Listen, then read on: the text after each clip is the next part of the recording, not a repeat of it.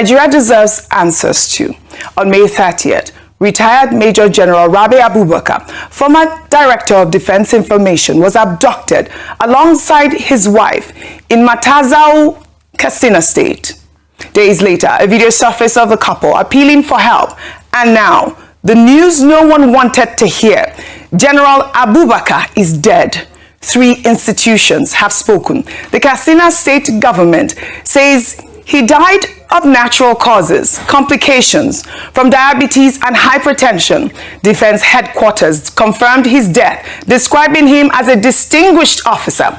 And from the presidency, Bayo Ononuga relayed President Tinubu's condolences and used the moment to reaffirm a hard line, declaring that the government will never negotiate with terrorists and that the window of surrender, first announced on Democracy Day, has now closed.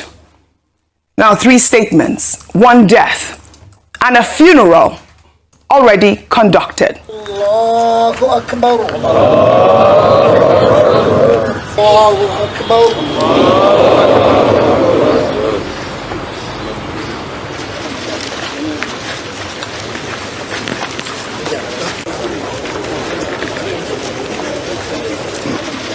Allahu Akbar. May his soul rest in peace. But this morning, Daily Trust is reporting that the general's family is pushing back on the statement issued by the Katsina State government. The general's son, Isiaka Rabe, and daughter, Ada Abubakar, dispute the claim that their father died of diabetes, insisting that he had no such history. So here is what remains unanswered. Who is telling the truth? How was General Abubakar's body recovered from a terrorist enclave and buried within 24 hours? Who recovered it? And what was exchanged? General Abubakar's story is not the only one. 3 generals have now died in the hands of terrorists in November 2025. Brigadier General Musa Uba was ambushed by ISWAP in Damboa, Borno State, separated from his troops and used his own WhatsApp to beg for rescue. 3 days later, ISWAP released photos confirming his execution. In April, Brigadier General Oseni Bl0w was killed alongside 17 soldiers when ISWAP stormed 3 military formations in Benshek, Borno State. Now, 3 generals, 3 different ends. 1 question.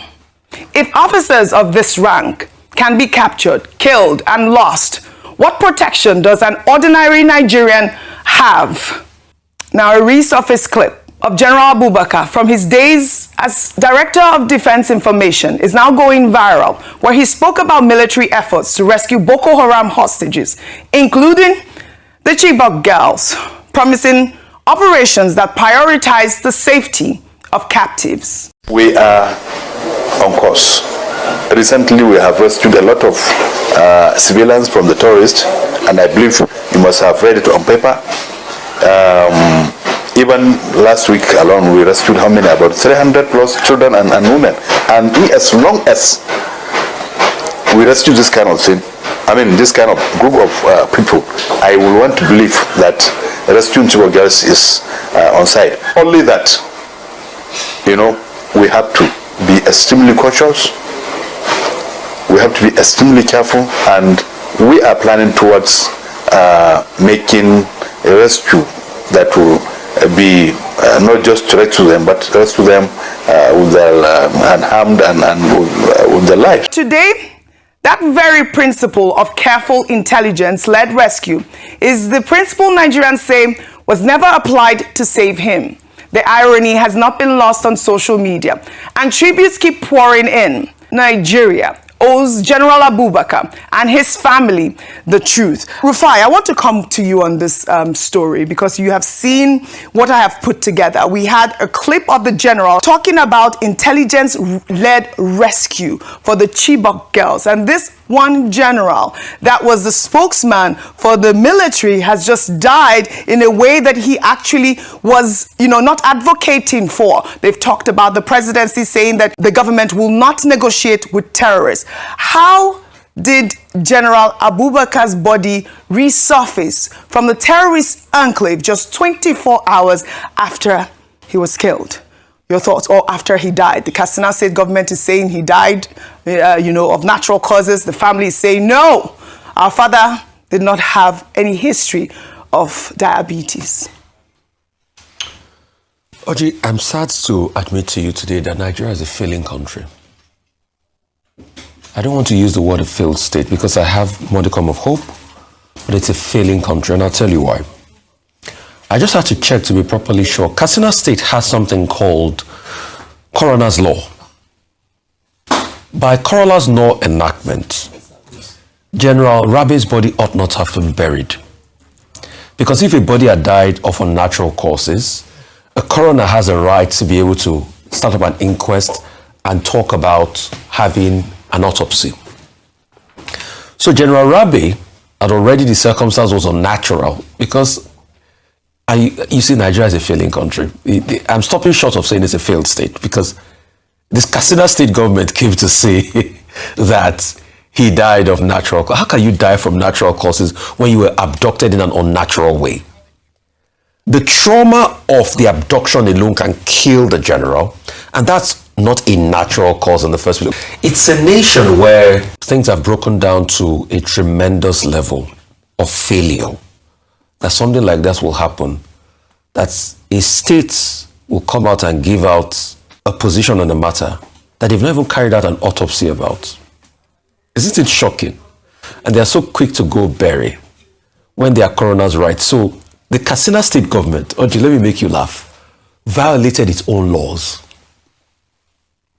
Because if you have a natural cause and there's a coroner that should come in, what you should expect in a society that is not failed, what you should expect is that the Katsina State government will bring in the coroner and say, do your work.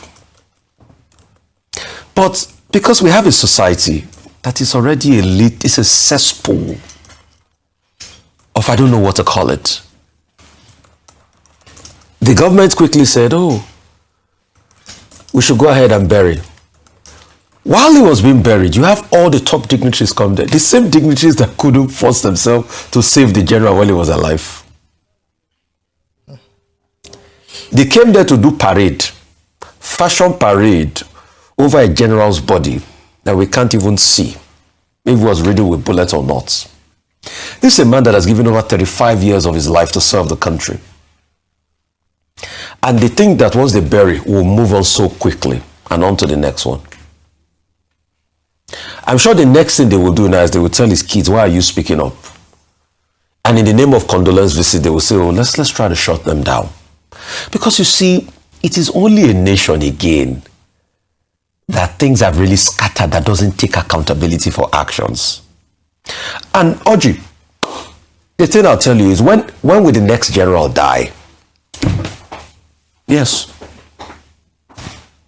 All right, Rufai. No, the question is when will, see, Oji, I was here, I cried, I muttered, I said all sorts when General Uba died in the circumstances. I said all sorts when General Oseni died. Now it's General Rabe. Because you see, you had a case where the government could have saved the situation. The general was there with them for a while. We didn't see any major rescue efforts. And he finally died. They mismanaged the communications as regards this death by saying he has diabetes, and the kids are now saying, no, it's not a case of diabetes. And they've quickly buried. Coroner has not come in. We have moved on so quickly. And you expect us to have faith and confidence when President Tinubu says it is time that the time they're giving the terrorists has elapsed. And in the same vein, Oji, just days ago, the governor of Borno State makes a case for 720 criminals, terrorists, that are being reintegrated into the society. So, Justice Crack can easily be picked up, beaten in custody, treated in all sorts of ways. But the perpetrators that kill people can quickly be reintegrated into society without any trial. You know, because the case now has been forgotten. While people like Justice Crack agitating and say the military, All right. he should be treated better. He's currently still going to court All right. for his case. All right.